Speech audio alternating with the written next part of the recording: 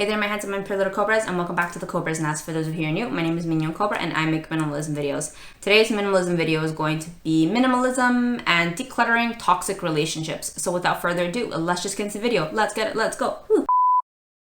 I took a lot of time thinking about this video. I really wanted to come off with this subject in a very sensitive way because I think that a lot of these tips or things are of a sensitive nature, and obviously I don't want to hurt anybody with the things that I say, so just take it as you will, as just life advice. Take it if you want it, leave it if you don't. So without further ado, let's just get into the 8 tips of how to deal with, or why I cut out toxic people out of my life. Let's get it, let's go. Whew.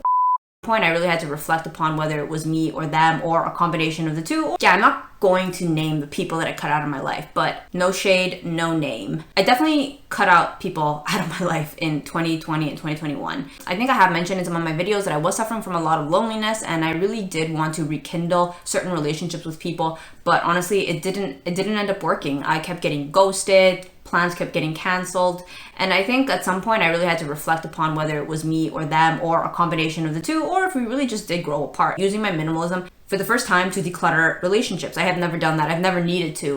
I lived 5 years in China. I didn't have people to declutter out of my life. That's just, I don't know. But I've seen a lot of videos that are around in your late 20s and 30s. Sometimes these things happen. People grow apart. And it was really difficult for me because I never really made a lot of friends. I kind of made my few friends in childhood and I just kept them my whole life. So for me to cut these people out of my life, or at least distance myself from them, was really painful and a really hard decision that I made in the end, that I realized it was actually good for both parties, and it wasn't anything personal. It was just just growing pains. So the second thing is realizing that we just don't get along. This applies to several people, but it kind of got to a point where I just started to be honest with myself, and I started to realize that it's actually just, we just don't get along. That was you keep thinking I'm gonna make it work, but it's been 10 years and it's clearly not working. And it's I don't know, maybe as you get older you just have less patience, or you've seen that after 30 years I really did try, really not working. It's nothing personal, it's really just not working, and I don't really feel like trying anymore. Yeah, sometimes I think that it was easier for me to realize that this decluttering of this relationship, I don't want to label as toxic per se, but I just kind of came to the realization we just don't get along for whatever reason. We just don't. So let's just have some space. The third thing was that I kind of found that I was always in a position where I just could not voice my opinion around them, or if I did, I'd get belittled, or my opinion would get shot down, or I would get insulted. And I was just kind of do I really need to be treated like this? And obviously, I'm not talking about where you insult the person and insult you back. That's a completely different story. That too, a lot of arguments also happen. But just it got to a point where I just kept my mouth shut all the time for fear of voicing my opinion. And I just don't think that's a healthy way to live life. Because, I lived 5 years just with Will, and my relationship with Will is very, very healthy. I don't have such fears where I feel if I say something, I'm going to get belittled. So it was very strange to start interact with people who were close to me, and if I voiced my opinion, to get shot down like that, or insulted. And I was whoa, that's kind of uncalled for. So I was I don't really feel like being treated like this. Life's too short. No thanks. Okay, the fourth thing is that some of these people that I let go of in my life, I kind of noticed that they couldn't stand others not agreeing with them. And that's a bit bizarre because, at least for myself, I'm okay with people having different opinions from me.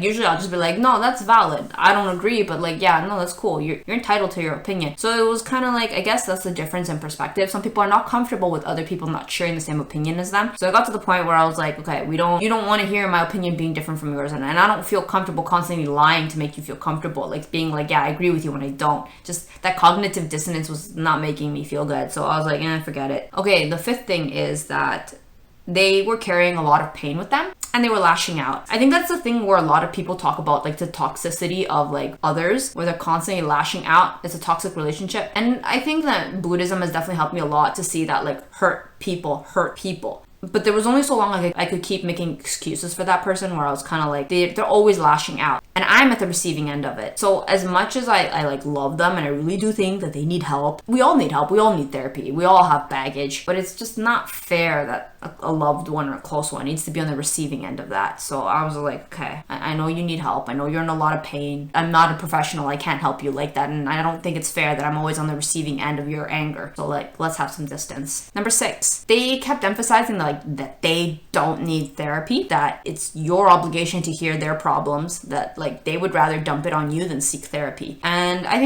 think that's fair. We all have people we're close with. We disclose how we feel. But I feel like, at least for myself, there only comes a point where you become saturated from hearing the same problem over and over again. My compassion and sympathy runs out. There's only so many times I can be like, no, it's not your fault. No, it's fine. When I'm kind of like, we've gone through this so many times already. Like, could we please have a different narrative? Like, how many times do I have comforting you over the same issue? Because I feel like for myself, and I know this, I too have gone through things where I complained to Will the same thing over and over again, when honestly the thing that I needed to have done was just get therapy. Because we really should not be putting a stigma and shame on getting therapy. Therapy helps a lot. I've done therapy, and I've mentioned this in my videos. Like, I'm not ashamed. I've taken advantage of government funded therapy, and I've gone, and it's helped me a lot with like really deep rooted things that were really like messing up my life. And it's helped a lot because I can work through it with a professional. I wasn't constantly dumping it on somebody who's not a professional, who's not equipped to deal with that. So I don't know. That was the other reason why I decided to like distance myself from some of these people. I was like, how are you going to keep refusing therapy and just keep dumping it on me? It's just so tiring. I can't handle it anymore. So the seventh thing was they were constantly playing the victim. They could find fault in everything and everyone but themselves, and they kept placing blame on everything and every circumstance and everyone, but just not them. And I mean, that's fair. I think life is tough, but the sad thing is, the longer we play victim, the longer we stay in our own predicament. And that's painful and hurtful to watch, especially when it's about somebody you care about. You want the best for them, but they're just wallowing in their own self-pity. They don't want to hear you. They just want you to join the pity party. They just want to drag you down there with them. They don't want to improve or grow or change. It's just so much easier to blame everybody else and to change and make that internal change. So I just was like, I got to the point where I was like, it's too painful to see you like this. You don't want to get help and you don't want to change. So everyone is where they want to be. So it's not my right to tell somebody else to change. So I was like, yeah, I love you and I wish you the best. And the eighth thing is rolling in the mud. Everyone is free to manifest whatever they want to be. Everyone is free to live their life however they want to live. And I really do think Zen has helped me with this, to respect other people's life decisions. There's a Zen master, he asked two students, he's like, what is life? One of them was like, life is to suffer.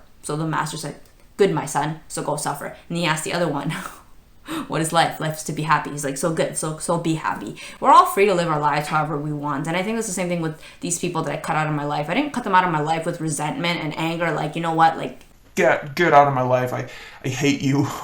No, I didn't. I actually let them go and I wished them the best. I really did. From like deep down in my heart, I was like, I know that you have what it takes to live your best life.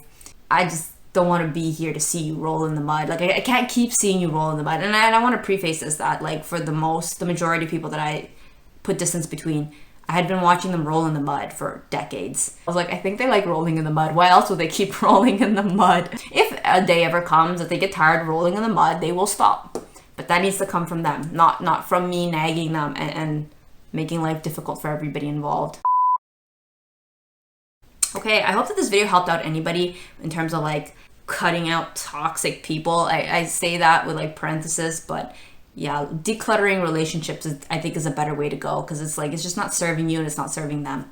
If you enjoyed this video, give it a thumbs up, a like, and a subscribe. And if you really want to like support my channel, you can consider checking out my Patreon in the link below. I make monthly vlogs and little milestones for my subscribers. It's a cute little community if you wish to join. And if not, then I'll just see you guys in the next video. Thanks for watching. Bye.